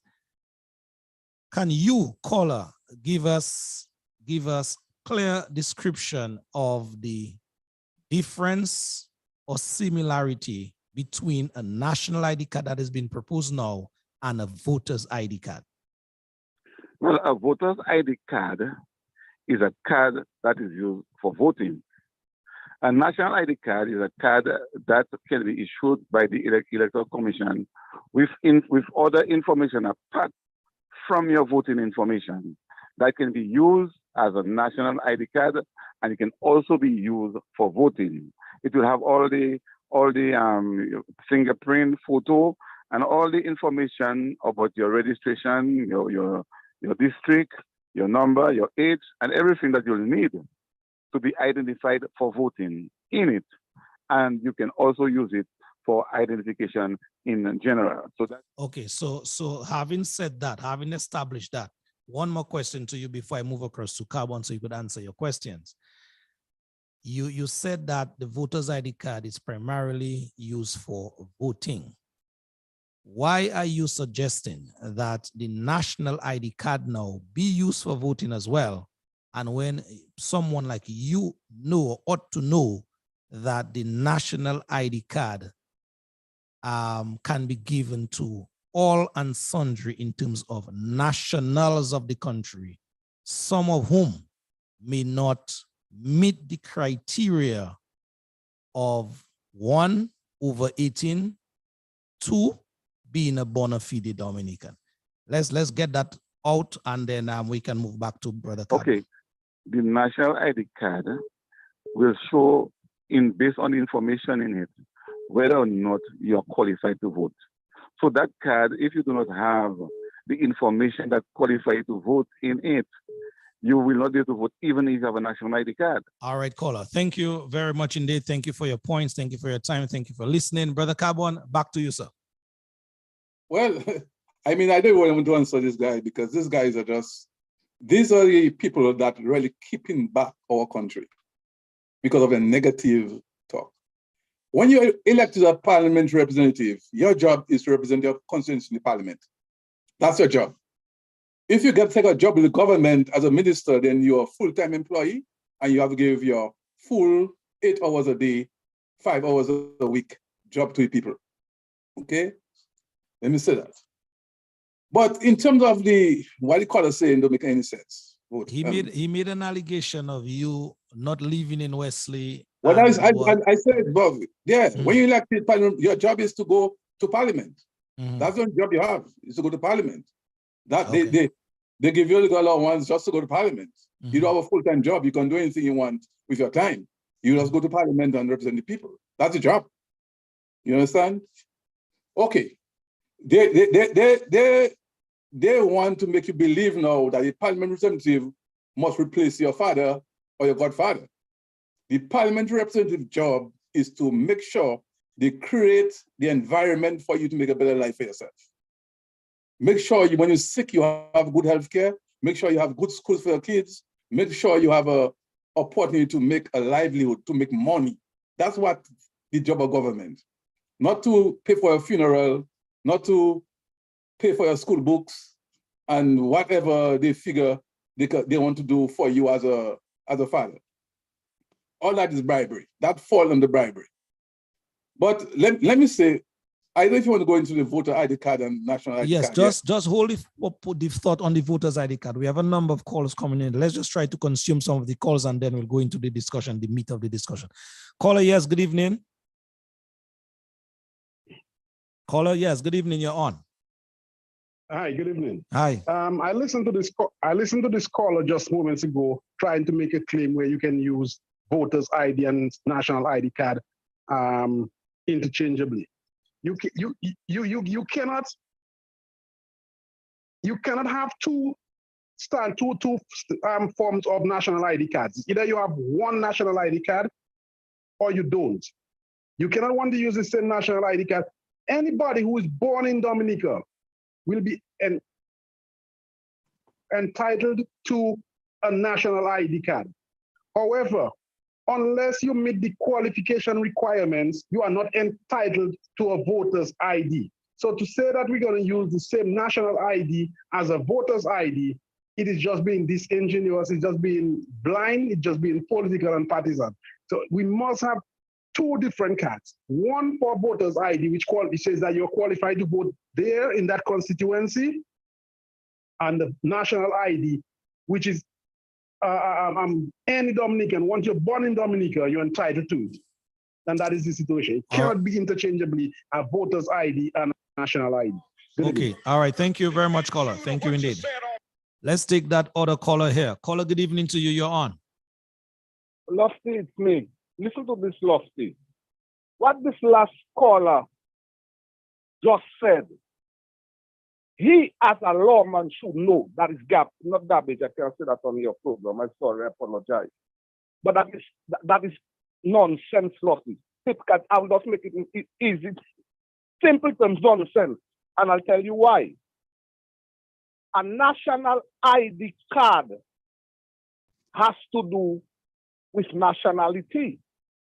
Once you are national, whether you are baby 1 day or you're 99 years, once you are national, whether you're born in Dominica or not, you could still be a national of Dominica by different ways. For example, naturalizing, you could be a naturalized citizen, meaning you could born somewhere else. Or you could purchase your nationality by some kind of program, some magic program. You could buy a passport or buy your ID or buy the citizenship. No, the Electoral Commission legally only has to do with things pertaining to our electoral process. Good. So I would say, although I'm not a lawyer, it would be illegal for the Electoral Commission to issue national ID cards. If you understand what I'm saying, because their job is to only focus on things pertaining to our election.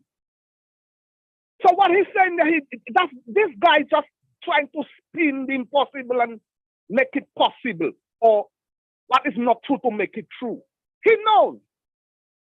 And I'll challenge him on that. That is not the job of the Electoral Commission to issue national ID cards. Their job is to issue voter ID cards, voter identification cards. So he cannot try to mix us up and spin us in mud like we dumb. He better think very, very, very, very, very good before you come and make them statements, because not everybody that's stupid Lofty. All right, you understand? All right, caller. Thank you very much. In the interest of time, thank you very much for your points. Well noted here indeed. Yes, Brother Carbon, we are back with you. I know Alvin have been there in the slips as well. Well, Lofty, let me say, our system provides for electoral commission by law. The election commission is made up of 5 members, and they have an executive. They're the one that give them the authority to manage the election. But Lofty, let me give you a scenario. If you're going to play a football game, and the team you're going to play against is responsible for writing the rules, they're responsible for the scoring, they have the referee, they have the linesmen, the grounds are theirs. Would you play the game? Well, you can play, but at your own demise. What happened in Dominica today, Lofty? We have one political party, the Dominica Labour Party, is the one determining the rules of election. They're the one determining who is the referee, who's the umpire, and who are the scorers. How can you have fairness in elections? The Labour Party have no right in determining the rules of election. Okay, and what we have, we say in government is not, the Labour Party is not the government for elections. And that's one of their responsibility. The Constitution doesn't give the government responsibility for elections. But in Dominica, we give the Labour Party responsibility for elections. So the Labour Party is doing everything possible to open loopholes so that they can continue to rig the election system. And the national ID card is one of them. Because when you have national ID card, you can manipulate who is getting on that register. If you have a voter registration that register bona fide people because you have to have two people standing up and say, yes, this person reside in the constituency, and I certify them for being members on the election list. Is that true, Lofty? Yes, you're spot on. You need the witnesses. Right. So which means that it's not very easy to get that loophole with a voter registration system that focus on voters. But they want to focus on the nationals. Everyone from 1 year to 99 years, as the guy said, because in the system, they allow 15 years and 16-year-olds to vote today. 16-year-olds and 17-year-olds vote in Dominica today. So they want a system where you have a big calendar, everybody in there, so they can pick and choose and use resources to bribe people to break the law so that they can get the majority. Now, is that fair to Dominicans? What we have to recognize that without a good voting system, your quality of life is affected, because good governance that produce for the people and provide opportunities for the people requires something to keep them in check.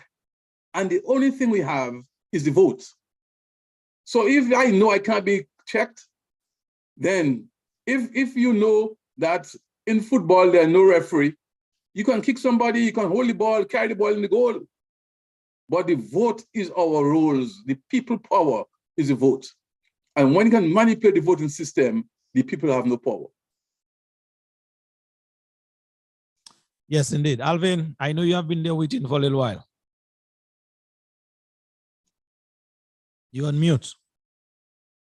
Yes, Lofty. Well, you know, I mean, if I were an attorney presenting in court, after listening to Peter Carbon presenting, I would say, Your Honor, I rest my case.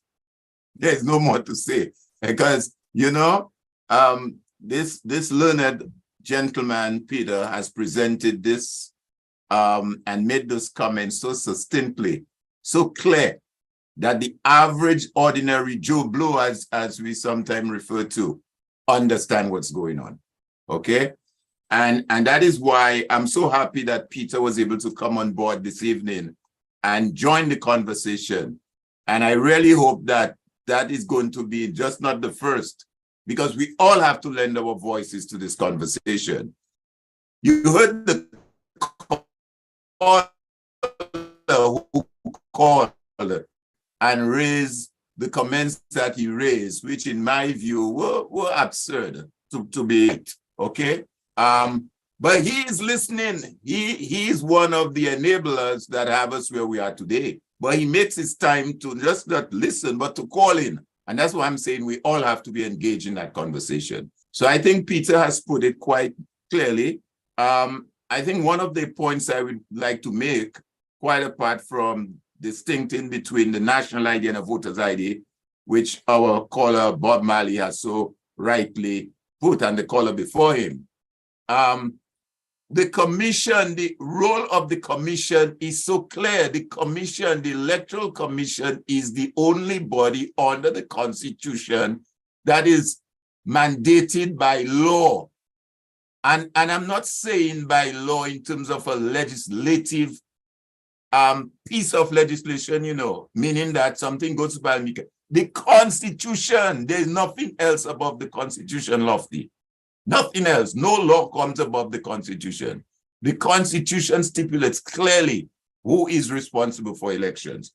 And listen to what Section 51 of the Constitution says on the matter of the role of the Electoral Commission.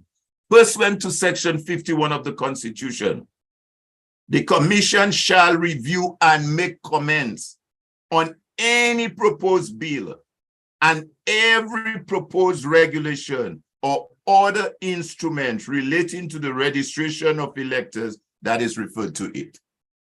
So herein lies the fact that all this talk we're hearing about Prime Minister saying that he doesn't want this, or he doesn't want that, or it should be this, or it should be that. That's not his function or his role. His role is head of government, prime minister. Government is not responsible for elections. The Electoral Commission is. The only role the government has is when they present their budget to Parliament, the Electoral Commission being a institution set up that you make available the resources like you make available to any other institution, the police, the health, welfare, teachers, nurses. You make the resources available so the commission work can be done with the chief election officer and his supporting staff. But in terms of the mandate, it says the commission shall. It doesn't say me, shall. And section 51, section 38.1, section 38.4 in the Constitution outlines clearly. So, Brother Carbon, it's really refreshing to have you. So I'll just sit back for a little while and listen to your learned and your wisdom as you explain in a very layman terms what we are up against. Yes, indeed. Thank you very much, Alvin. Now, let me just send a note outside there to the brother who called a while ago, Cleville Mills. Cleville, let me just make it fundamentally clear to you. You called once. I'm seeing you trying to call a number of other times. What is happening there in terms of the conversations we normally have on Civic Vibes? No one caller will dominate any program of ours. You called, you laid down 2 or 3 or 4 points on the table. That is sufficient for tonight's program.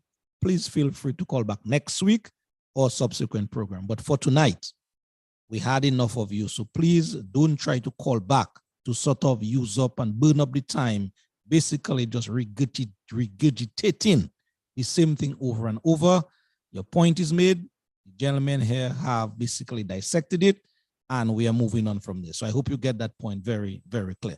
Brother Carbon, let's get back to you in terms of the necessity for the voter's ID card, the voter identification system that is so crucial so that, as you said, persons can be in control of that vote. Yes, Lofty. You know, I heard some people saying, oh, Mr. Scary don't want voters reform because he will lose. There is no laborite or workers or freedomite voting system. It's a Dominica voting system. And what the voting system allows is that the person that the people want, the person that the group of people within a constituency need to represent them, have equal opportunities to win the election. I don't want to run an election where somebody have 100 votes already before the election starts, which is what is happening now.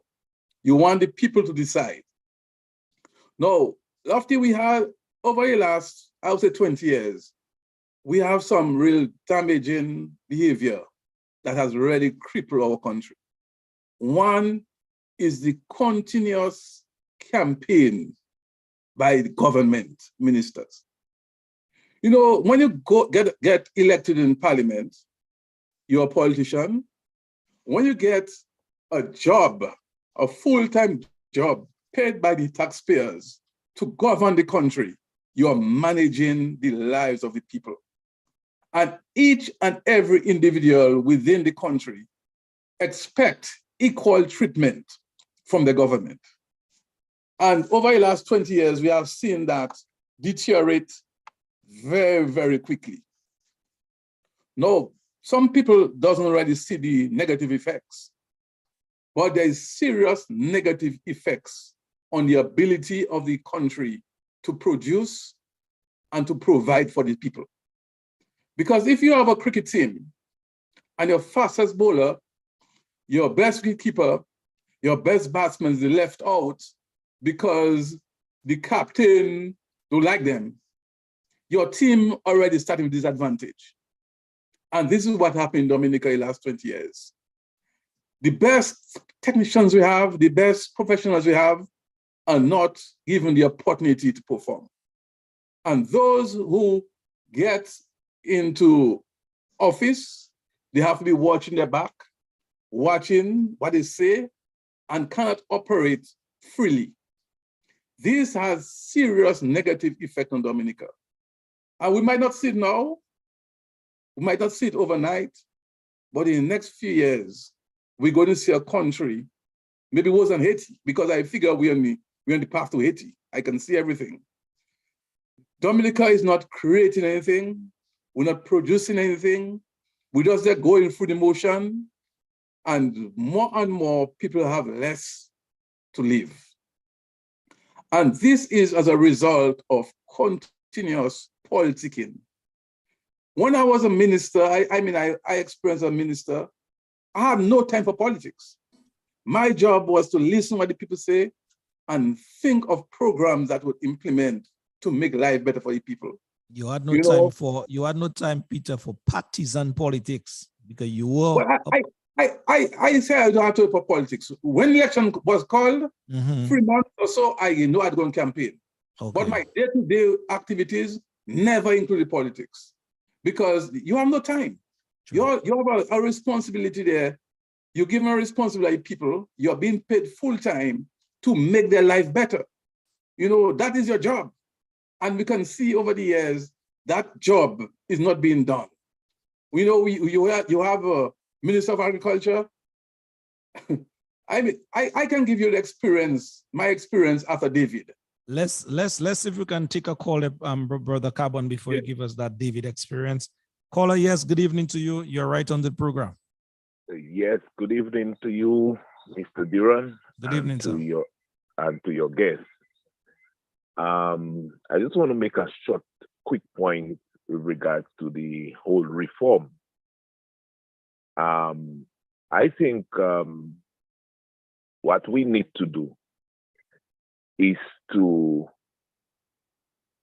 create an avenue whereby we will force the hands of the powers that be to stick within the parameters of the Electors Act, which is the Electoral Commission. And I think sometimes our focus sometimes is on too much one man. How can we rely, like Mr. Carbon alluded to, one man to give us reform? It should not be that way. So I think, Lofty, we have covered a number of grounds when it comes to election, and I can still see you on the ball. But what that really needs to happen is that we have to put up a steady pressure, and the pressure that we need to put up is to stand in Roseau, if it's for a whole month or if it's for a couple of days, and because what I'm really seeing with that is they playing games with us and they buying time. And I mean, it's time that we really take a stand and to be serious. But you know what I would have done, really, is people like my good friend Cleville that really want what is it that they want for themselves in that whole reform. I would engage him to see what is it that they really want with regards to the reform. But I am understanding that consultation is going to start on Wednesday. So I looking forward to be there on Wednesday. So I of course can put in my own little 2 cents with the whole issue of electoral reform. Thank you and God bless. All right, brother. God bless you as well. Thanks for listening and chipping in here. Thank you very much indeed.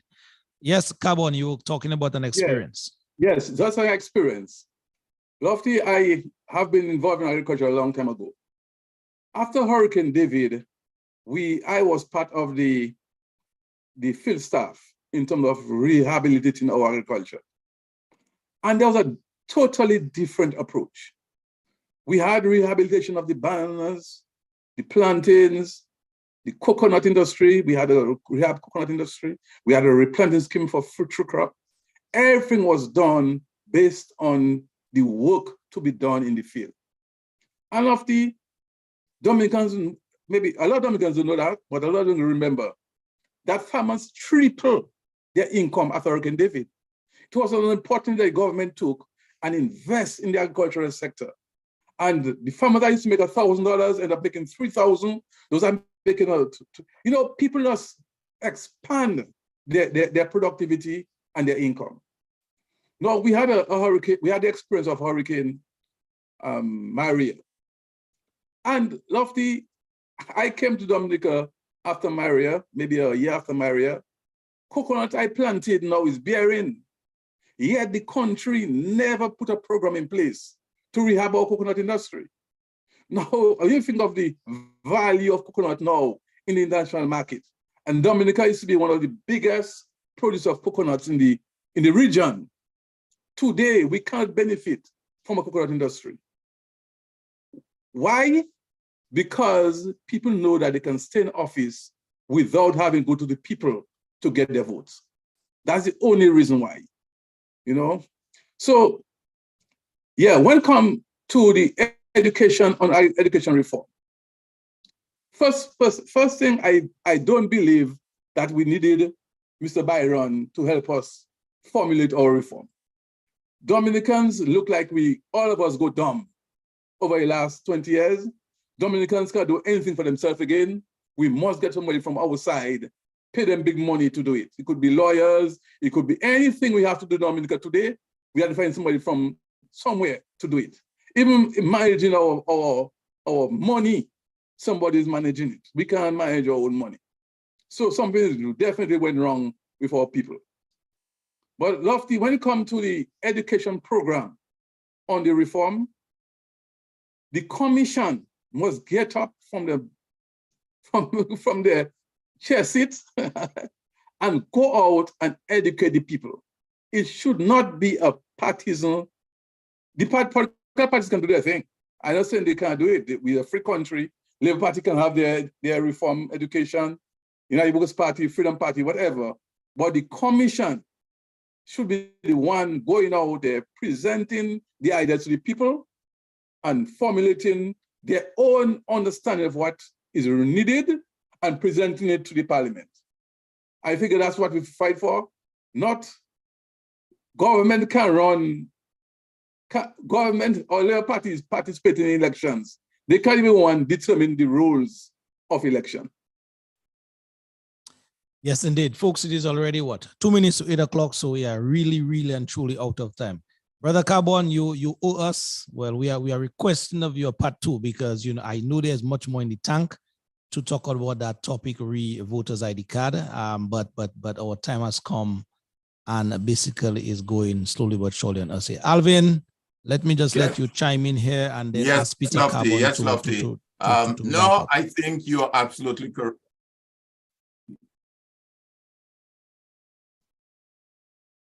Yes. Yes, Lofty. No, you're absolutely correct. Peter has to come back on board. I mean, he just started. So there's a lot more I know that he can share that would benefit those who are listening. So definitely we have to engage Peter again and keep that conversation going.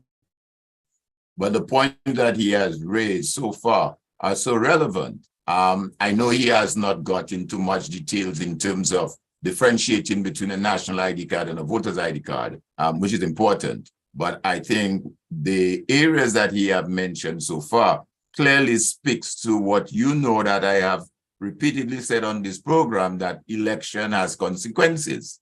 And if we do not do the right thing when it comes to our election process, then we will have the bad results that we are currently facing today. So I really appreciate Peter coming and sharing with us this evening. And I look forward to hearing from him again. Yes, indeed. Brother Carbon, as Brother Thomas said, what else in terms of your concluding statements here, what else can you add to why do we in Dominica now need the voter's ID card versus the other cards that are being mentioned for our elections? Well, what the commission has to do is to determine the qualifying criteria for voters. We know 18 years is a qualifying criteria. We know you have to be resident in the area for at least 3 months to get registered. We know that we have to identify you some way, somehow, and a photograph maybe is enough. Although people change over years, but it should be renewed every 5 years or so. So that even people change their features, you could still identify them. And most important, you have to have a voter registration serial number. So every voter is known by a number. So when you come with your card will have the same number and your master list would have that number. So when you present your card, even if you change your photograph or you do everything, that master card that number will have to correspond to your voter's ID card and to your signature to confirm that is you. So at least those basic things we need. I don't think we really need fingerprint. I think that registration number and that photograph is enough to hold somebody. And moreover, the penalty for illegal voting have to be extremely high. It must include jail time. It must include, especially people who, let's say somebody go and falsely endorse somebody to be registered, that person should be held responsible with jail time. I mean, we have to put the penalties for breaking our election rules even just as high as murder, because you're really murdering people by giving them the wrong representative. True. You know how many people that die because of poor healthcare? Who determines the healthcare? It's your representative, the healthcare we have. So I think that's one of the things we have to push for penalties, high penalties for breaking the election rules. Yes, indeed.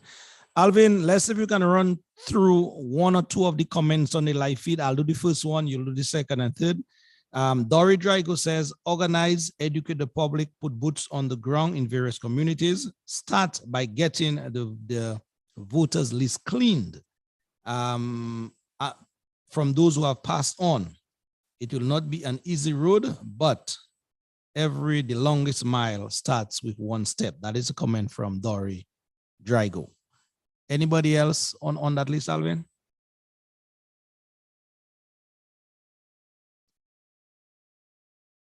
Yeah, well, David Joseph says that he referred to the college, more college graduates at the time of Dharma than before, and we are unable to manage a high level because most of our high institutions are being managed by foreigners.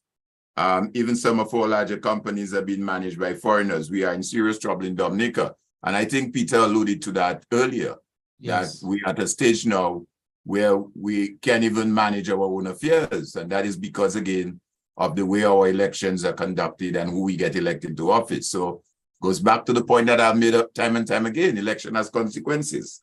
True. Pat Corbett is writing here, good hearing from Brother Peter Carbon, real honest talk. That is what Pat is contributing here. Marshall Lawrence, right? You can use the passport for the photo. That is his contribution right there.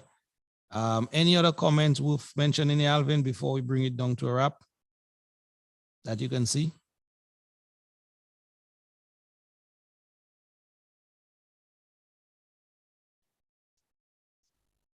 All right, I think Alvin's internet is still giving issues. Alvin, can you hear me? I'm hearing you, but it looks like I'm going in and out. Yes, you're going in and out. You're going in and out. Yeah. All right. Well, Alvin, I will just ask Brother Carbon now to wrap up the discussion and then come back to you for your final comments. Brother Carbon, thank you very much for coming on to this evening. Your final comments before we leave. My comment is that nothing is more important than a fair voting system, and the people who call in for reforms in the media, in meetings, must concentrate on voting. That business of tying up the politics and voting is confusing because the reform is for everybody. It's not a partisan thing. So don't go there talking about labor rights. When you labor rights, the reform is just as important to Labour Party supporters as it is to Freedom Party supporters or United Workers supporters.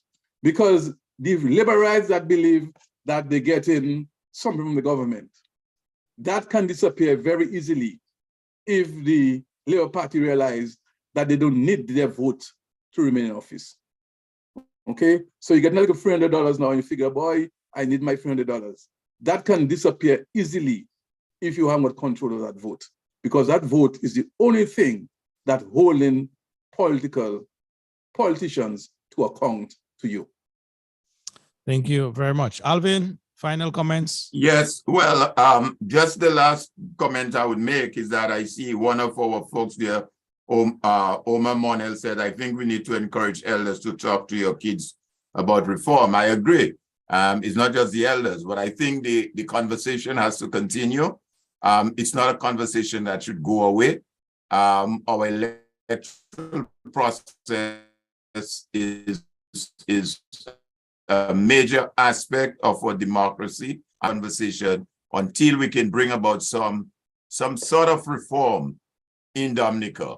The CCJ said that we should not go into another election. They said that back in 2022, July, that we should not go into another election unless what appears to be some tints are removed. These tints are still there. And until we remove those tints, we will not have a fair, free, and transparent general election. So the conversation has to continue. And I'm glad that Peter was able to join us, and we look forward to engaging him in the conversation again.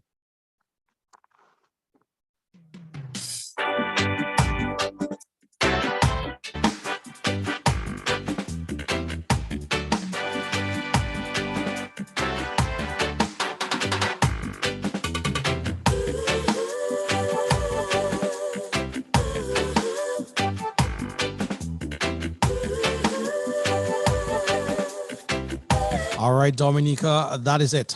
Lord, Lord, yeah. I'm Mrs. Brown, Mrs. Brown, Mrs. Brown, Mrs. Oh, Lord. I'm Mrs. Brown, Mrs. Brown. This one entitled by Nasir Fontaine, Under Attack. I'm Mrs. Brown, Mrs. Brown, you're too wicked. Hey, hey, hey. I'm Mrs. Brown, you can't hold it down. Lord, under attack from friend and foe, from Mrs. Brown and Co. Those of you who stayed the course with us from the 6 o'clock this hour this evening, thank you very much indeed. My mama under attack. That has been another production brought to you from the Civic Vibes team. Blood under attack. First and foremost, we heard from Brother Craig Nesty earlier.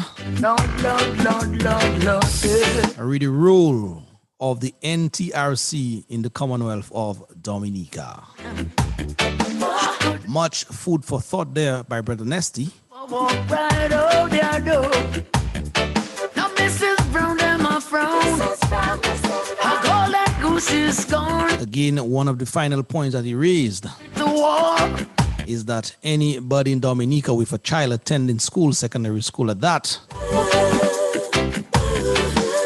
and is without internet service because of the economic situation, making a paycheck of under 2,500 EC, Lord, Lord, yeah.